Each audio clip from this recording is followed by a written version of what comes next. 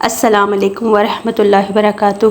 ربی شرح لی صدری ویسر لی امری واحلل عقدۃ من لسانی یفقہوا قولی ربی زدنی علما۔ آج ہم قرآن پاک کے 24ویں پارے کا خلاصہ پڑھنے جا رہے ہیں، تو دیکھتے ہیں آئیے اس میں اللہ تعالیٰ نے ہم سے کیا بیان فرمایا ہے۔ اس پارے میں 5 باتیں ہیں۔ نمبر 1، تصرف باری تعالیٰ۔ ہر جاندار کی روح اللہ تعالیٰ کے قبضے، تصرف اور اختیار میں ہے۔ اللہ تعالیٰ جب چاہتے ہیں روح کو قبض کر لیتے ہیں اور جب چاہتے ہیں واپس کر دیتے ہیں۔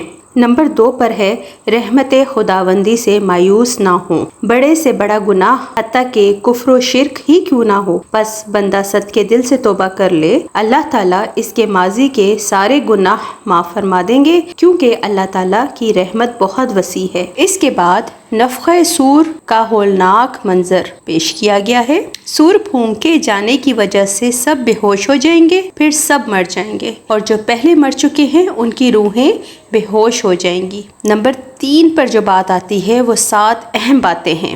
نمبر 1، جنت مہمان خانہ اور جہنم قید خانہ ہے۔ نمبر 2، قیامت کے دن کفار اپنے آپ سے نفرت کریں گے۔ نمبر 3، کفار دنیا میں واپس آنے کا سوال کریں گے۔ نمبر 4 پر ہے انبیاء اور مومنین سے نصرت خداوندی کا وعدہ ہے۔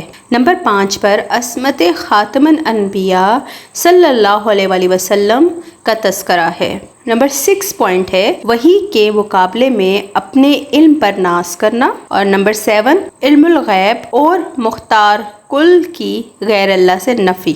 اس کے بعد نمبر 4 پوائنٹ پر آتا ہے رجل مومن کی تقریر۔ فرعون حضرت موسیٰ علیہ السلام کو العیاذ باللہ قتل کرنا چاہتا تھا، تو فرعون ہی کے خاندان کا ایک مومن بندہ اٹھا جس نے اپنا ایمان چھپایا ہوا تھا۔ اس نے فرعون اور آل فرعون کو سمجھایا۔ اس رجل مومن نے کہا، کیا تم ایسے بندے کو قتل کرنا چاہتے ہو جو فرما رہے ہیں کہ میرا رب اللہ ہے اور اپنے رب کی طرف سے واضح دلائل لے کر بھی آئے ہیں؟ اگر یہ جھوٹ بولتے ہیں تو جھوٹ کا وبال خود انہی کو پہنچے گا۔ اس کے بعد نمبر 5 اور لاسٹ پوائنٹ آتا ہے کفار مکہ کی طرف سے پیشکش۔ ایک مرتبہ آپ صلی اللہ علیہ وآلہ وسلم بیت اللہ میں تشریف فرما تھے۔ ابو الولید عتبہ بن ربیعہ نے آپ کو آ کر پیشکش کی کہ اگر آپ کو حکومت چاہیے تو ہم آپ کو اپنا حاکم بناتے ہیں، اگر پیسے چاہیے تو اکٹھے کرتے ہیں، اگر آپ پر کسی جن کا اثر ہے تو علاج کرواتے ہیں، مگر آپ اپنے تبلیغ چھوڑ دیں، ہمارے مذہب اور بتوں کو برا بھلا نہ کہیں۔ آپ صلی اللہ علیہ وسلم نے اس کے جواب میں اس سورۃ فصلت کی تلاوت شروع کی، تو ابو الولید پر خوف طاری ہو گیا۔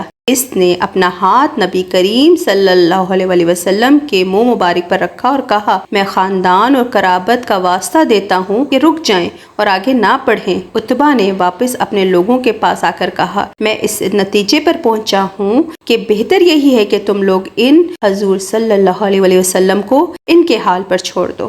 یہاں تک ہمارے 24ویں پارے کا خلاصہ تھا۔